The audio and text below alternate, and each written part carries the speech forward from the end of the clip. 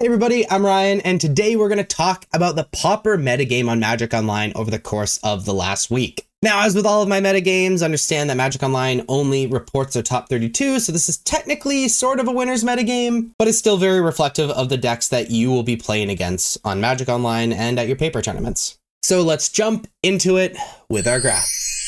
Overall, there's a lot of decks that you can play in Pauper, so much so that 34.4% are in the other category, because there was just so many decks that had but 1 to 3 showings, which is just not enough to justify an actual spot on the graph. However, if we look at the top 4 most popular decks in Pauper, 4th is the Is It Terror deck. What Is It Terror is effectively attempting to do is kind of what the old Dimir Terror deck used to do, where counter all of your opponent's things, kill all your opponent's stuff, fill the graveyard with instants and sorceries, and be able to play a Tolarian Terror for 1 mana and kill your opponent.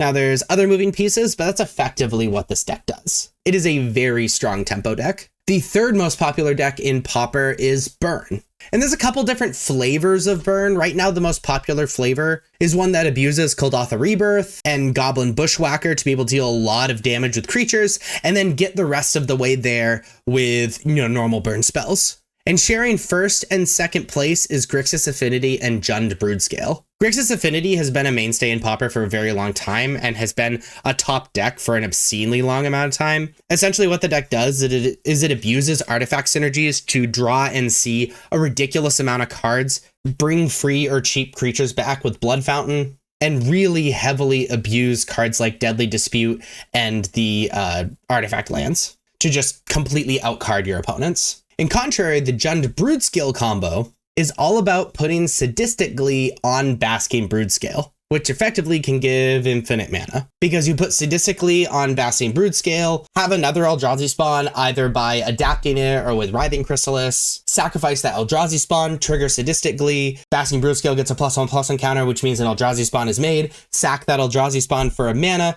trigger Sadistic Glee, Basking Broodscale gets a +1/+1 counter and an Eldrazi spawn, etc., until you get infinite mana. Basking Broodscale becomes infinitely large, and you can either churn through your deck with the plethora of draw spells that the deck already plays until you hit a Makeshift Musicians, then use that infinite mana to fling the Eldrazi at your opponent to just kill in 1 turn, or just attack with this massive Basking Broodscale. It is an extremely powerful combo deck. But there you have the Pauper metagame. If you like this video, please be sure to like and subscribe. Check me out on social media. Links are above me and in the description. Thank you so much for watching.